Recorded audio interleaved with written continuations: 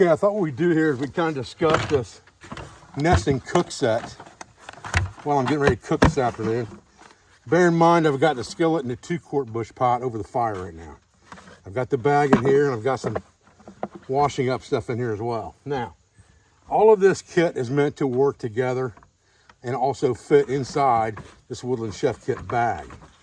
So you have basically the lid system, which is the skillet lid, which goes upside down like this, the 2-quart bush pot lid and the 3-quart bush pot lid, and they go in the bottom. And then you have 2 cook racks. One of them is a braising rack for the 8-inch skillet, but it also fits really well as a steaming rack on top of the 3-quart bush pot. It can also be used for baking inside the 8-inch skillet like a Dutch oven, because you have a domed lid that you can put coals around with a rim around it. So it was kind of designed that way. And then the skillet would go in there with this inside the skillet. And so the 3-quart bush pot fits in the very bottom of this inside of the 8-inch skillet, but the 8-inch skillet's being utilized right now over the fire. So 8-inch skillet's not in here. Now, I also have a stainless steel bowl here. This is not part of the Woodland Chef Kit.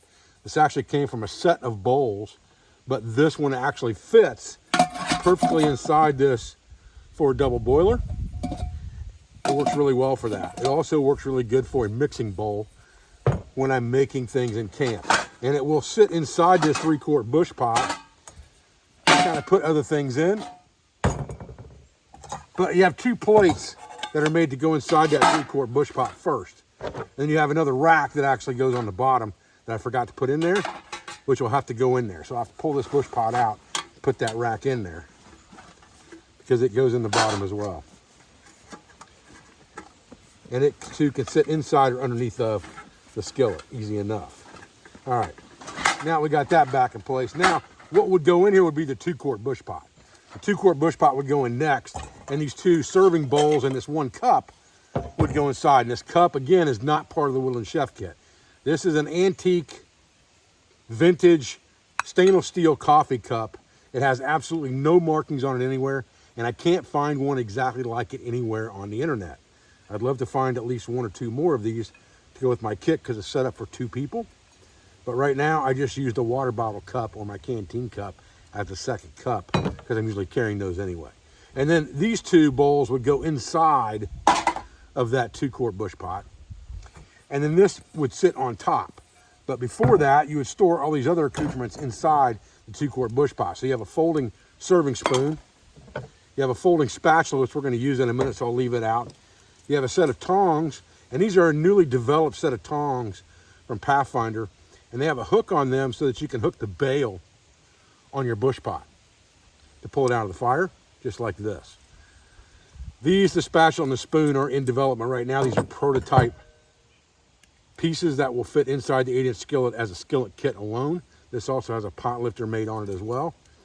And this kit will fit inside the 8-inch skillet as a skillet kit, but it also works really well inside this kit. So we'll keep those 2 pieces out. I've got a military spoon and military fork. I'll keep those out for eating. I have a temperature thermometer here for wild food and meat. I also have a folding Victorinox paring knife that I keep in there, really good for food prep, things like that. There is a cutting board. It also can go on the bottom in the skillet. And I generally turn this bowl upside down, and I'll put a pastry cutter in there as well. Turn the bowl upside down, which kind of rounds out this kit to pull it shut over the top, just like this, to go inside that 5-gallon bucket. It makes a nice, neat kit that way. But everything you need to cook with is right there in that kit. And again, you can put some washing up stuff in here as well, so that you've got it with the kit, and you're ready to go out and do your cooking at camp, no problem. All right, so we're gonna use this squirrel for 2 different things. We're gonna make our lunch with it now, in which case we're going to use these back legs right here. Gonna trace those right around the top here of that bone, and just twist that dude off just like that. Do the same thing here. And we're gonna use these 2 legs today. We're gonna keep this for another meal. Put this back in here. It's been pretty cold out here. I'm pretty fortunate with that. We'll save this for some squirrel gravy at breakfast. We'll boil that meat off of there. after we're done doing this. Just boil that meat off there so it stays good. All right, now we're gonna kind of debone this a little bit. We're gonna cut some just chunks of meat off of here, just like this. All we're trying to do is get some chunks of meat that we can fry up in a stir fry and mix with some rice. And we just want to avoid that bone right there and take everything else that's not bone and get it off of there.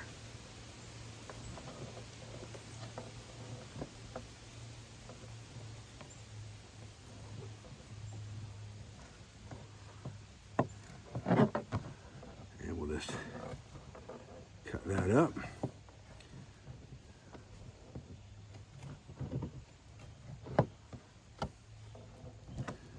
In small pieces, just like this. There's some bone right there, bone right there. Looks like there's a good piece of meat right there we can get out.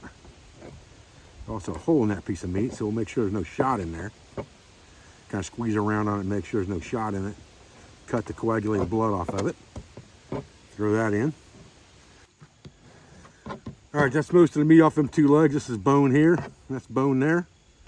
Got most of the good meat off. There might be a little sliver right there we could probably save.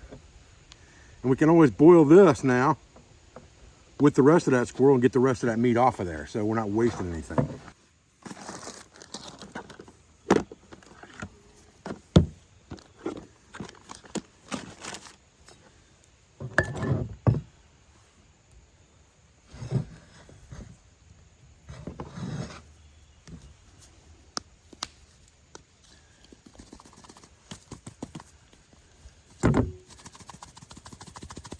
All right, so we've got our meat and some melted bacon grease here. We're going to get this water a little hotter that we're boiling, that this rice is in. Make sure that rice is nice and hot. Doesn't have to be ultimately boiling because we're gonna cook it anyway and stir fry it into this meat. But I need some more coals to pull over underneath this grill so that I can cook this meat. That's the purpose of getting these high flames now, burning this down to coals, then moving the coals over so I have a good cook fire. All right, so we're gonna take our bush pot here. The beauty of this system is we can just take this whole tripod and move it backwards a little ways, just like this. Kind of move it away from our fire. We can adjust the chain to get it up out of the way, just like that. And then we can move these coals underneath here where we want them. Just let that continue to keep the heat on it. If you get high flame, just pull your skillet over. Let that grease get good and hot, and then just kind of spill it over into the meat that you got on the outside edge. Stir it around a little bit in that hot grease. Spill it back over. Let that grease bubble up good and get hot. And come right back after it. Till your flames die down enough, you can spread things back out in the skillet without burning stuff. You just kind of got to adapt. Campfires aren't predictable necessarily all the time, so you just kind of have to adapt to them. Now that we got coals again, we got what we want. Now we're getting close on this meat. We're going to dump some of this excess grease off and put rice in here. We got this meat about cooked.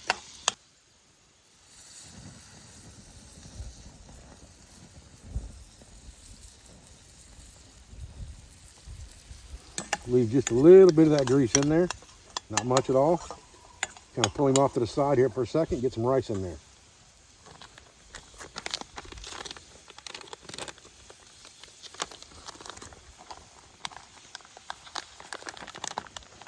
Throw about half a bag of that in there, enough for a meal. And then start the stir frying.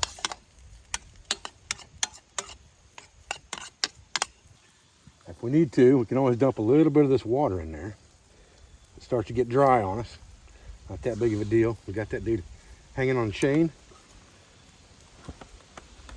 Pretty simple to maneuver that.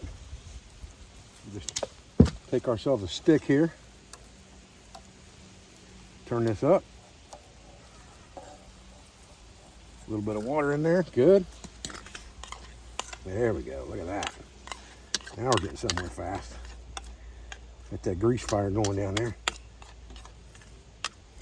Keep everything nice and moist that way. Add a little of water when we need it.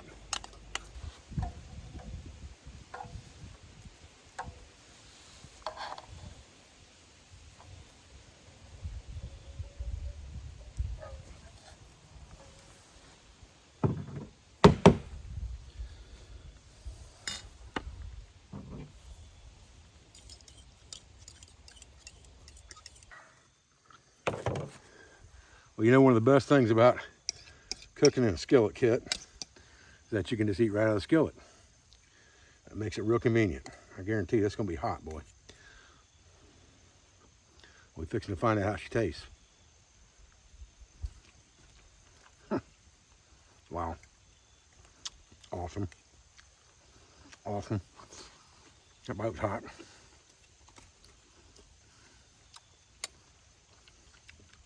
Wow. Really good. And that, boys and girls, is a lunch fit for a king right there. Oh man. Golly, look at that. Squirrel meat in there. Golly. All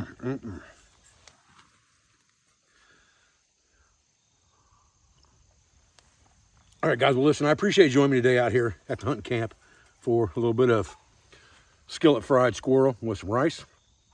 We talked a little bit about the cook set, and I really believe that this cook system I've put together is probably the best all-around cook system for a hunting camp. For anything that you'd want to cook, you can cook with that, from baking to braising to frying. Anything you'd want to do, double boiling, steaming, you can do it all with that one simple kit. Again, everything's not available in that kit, in the Will and Chef kit, but I'm working on getting components as I can to add to it. We're working on an all-inclusive skillet kit right now. I'm also working on a new pack with Duluth pack. That's going to be a waxed canvas Rambler, I believe it is, but it's going to be modified. I've got some things in the works right now. I've got a special product coming from Lester River Bushcraft, exclusive to Pathfinder, that's going to go with this pack, or at least work with this pack.